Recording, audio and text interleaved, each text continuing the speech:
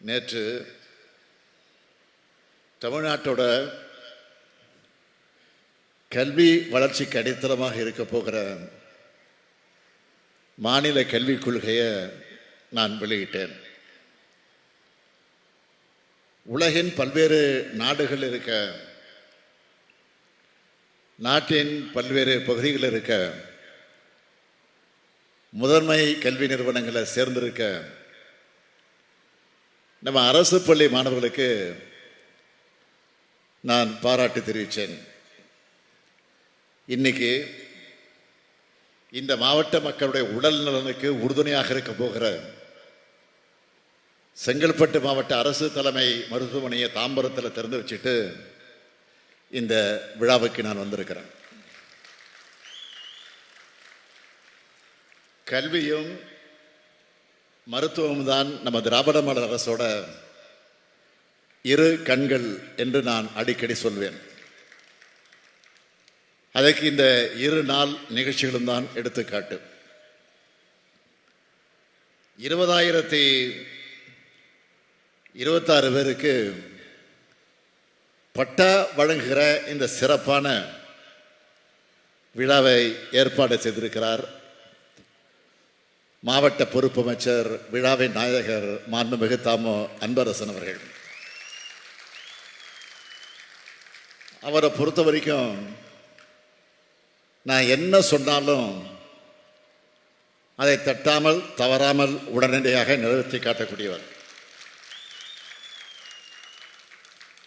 இந்த செங்கல்பட்டு மாவட்டத்தை வளர்ச்சி மிகுந்த மாவட்டமாக உருவாக்க அவருக்கு துணை நிற்கக்கூடிய மாவட்ட ஆட்சியர் ஸ்னேகா அவர்களுக்கும் அரசு அதிகாரிகளுக்கும் என்னுடைய பாராட்டுக்களையும் வாழ்த்துக்களையும் தெரிவிக்க விரும்புகிறேன். அதேபோல் தாம்பரத்தை சுற்றி இருக்கக்கூடிய மக்களோட நன்மைக்காக, பயன்பாட்டுக்காக தாம்பரம் அரசு மருத்துவமனையை செங்கல்பட்டு அரசு மருத்துவமனையாக, தலைமை மருத்துவமனையாக 110 கோடி ரூபாய் நிதி ஒதுக்கி தரம் உயர்த்தி இருக்கிறோம். மேலே 7,24 லட்சம் ரூபாய் மதிப்பீட்டில் பல் மருத்துவ பிரிவையும் உருவாக்கி இருக்கிறோம். அதோட தாம்பரத்தில் 1 கோடி ரூபாய் செலவில் அமைக்கப்பட்டுள்ள ஒருங்கிணைந்த பொது சுகாதார ஆய்வகத்தையும் திறந்து வச்சிருக்கிறேன். பம்மல் திருநகரில் உள்ள மூவேந்தர் தெரு, பவனந்தியார் பூங்கா, சிடிஓ காலனி ஆகிய இடங்களில் மொத்தம் 90 லட்சம் ரூபாய் செலவில் கட்டப்பட்டிருக்க 3 நகர்ப்புற துணை சுகாதார நிலையங்களையும் திறந்து வச்சிருக்கிறார்.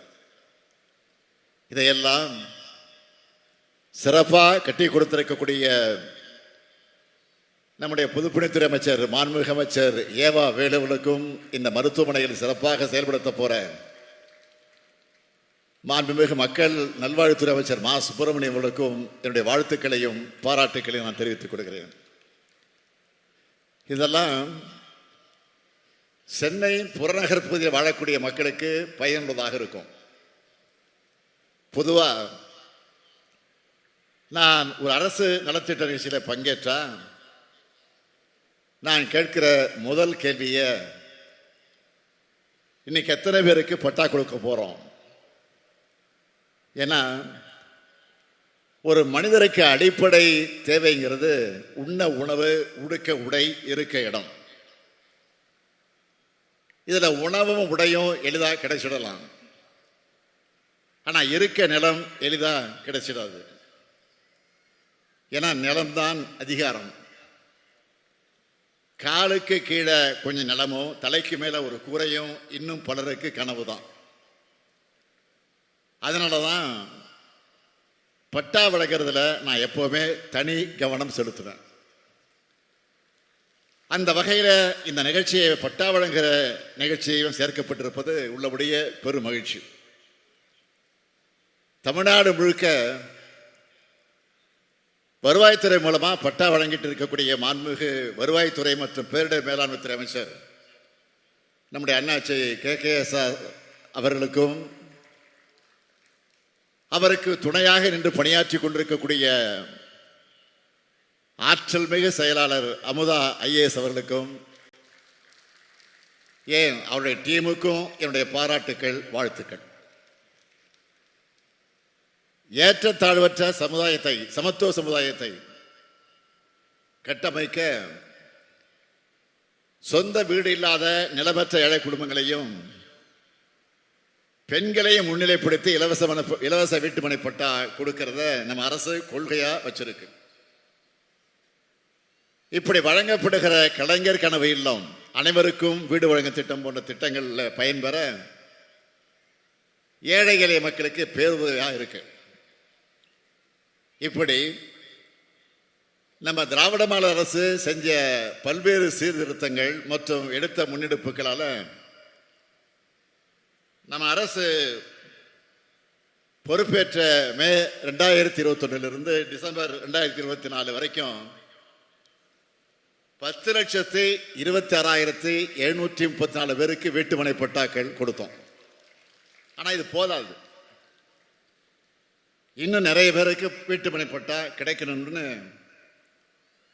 பட்டா வழங்கலில் இருக்கக்கூடிய நடைமுறை சிக்கல்களுக்கு தீர்வு காண்பதற்காக நம்முடைய வருவாய்த்துறை அமைச்சருடைய தலைமையில் ஒரு உயர்நிலை குழு அமைச்சு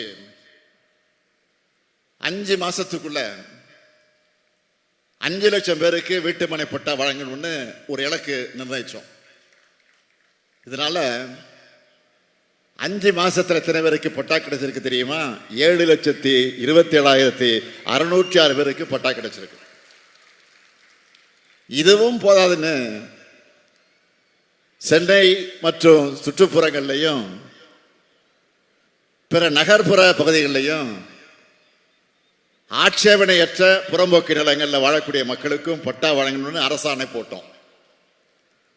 அதில் 79,448 தகுதியான பயனாளிகளை கண்டறியப்பட்டு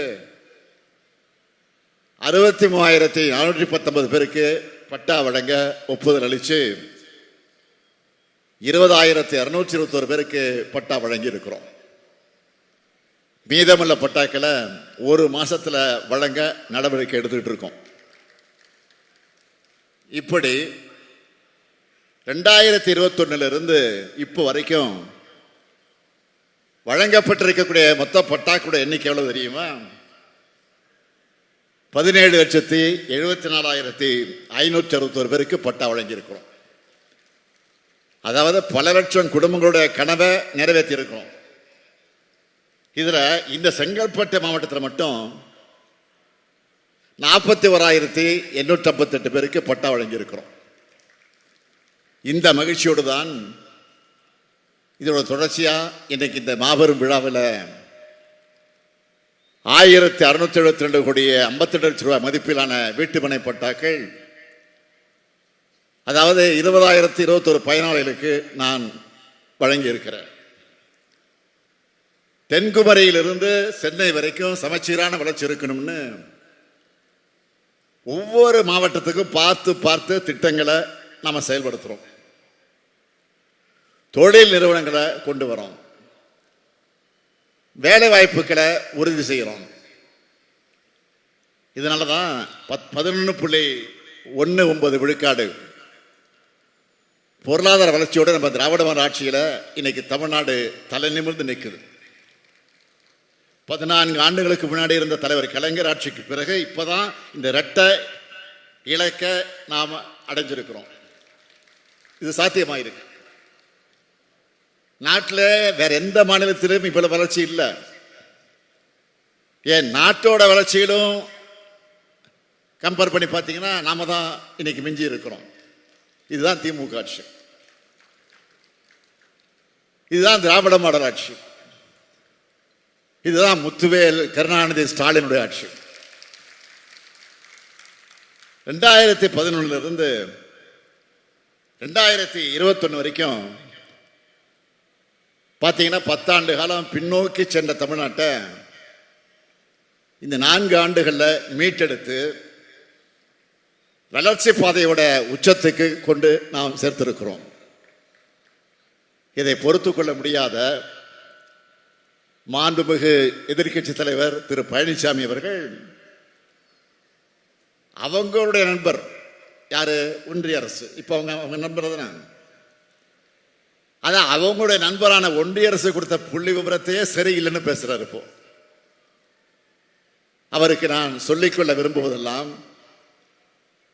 வளர்ச்சியோட அளவீடுங்கிறது பொருளாதார அளவுகோல் தான். இந்த அடிப்படை அறிவுஜீவி தெரியாத, அடிப்படை கூட தெரியாத அறிவுஜீவி மாதிரி இன்னைக்கு அறிக்கையை விட்டுட்டு இருக்காரு. உங்களுக்கு என்ன வைத்தறிச்சல்னா, இந்திய அளவில் பிரதமர் மோடியால சாதிக்க முடியாததை மற்ற மாநிலத்தில் இருக்கக்கூடிய முதலமைச்சர் சாதிக்க முடியாததை இந்த முத்துவேல் கருணாநிதி ஸ்டாலின் சாதிச்சிட்டு இருக்கிறான, இதுதான் அவங்க வைத்தறிச்சலுக்கு காரணம். மாண்புமிகு பழனிசாமி அவர்களே, நீங்க கூட்டணி வச்சிருக்கிற ஒன்றிய அரசால கூட மறைக்க முடியாத, மறுக்க முடியாத அளவுக்கு சாதனைகளை செஞ்சு தமிழ்நாட்டை வளர்ச்சி பாதையில் நாம கொண்டு போறோம். இது மட்டுமல்ல, திராவிட மாடல் 2.0 இன்னும் வேகமா, இன்னும் அதிகமான வளர்ச்சியை ஏற்படுத்துவோம். இந்திய நாடே தமிழ்நாட்டை திரும்பி பார்த்து இதுதான் வளர்ச்சி, இதுதான் வழின்னு சொல்ற அளவுக்கு நிச்சயமாக செயல்படுவோம். அதை நீங்க எதிர்க்கட்சியில அந்த வரிசையில் உட்கார்ந்து பார்க்கத்தான் போறீங்க. என்னை பொறுத்தவரை மக்களுக்காக உழைக்கிறவன். இந்த ஸ்டாலினை மக்கள் நம்பி ஒப்படைச்சிருக்கிறாங்க. தமிழ்நாட்டு மக்களின் ஆதரவோடு எங்கள் பயணம் தொடரும் தொடரும் தொடரும் தொடரும் என்று சொல்லி விடைபெறுகிறேன். நன்றி, வணக்கம்.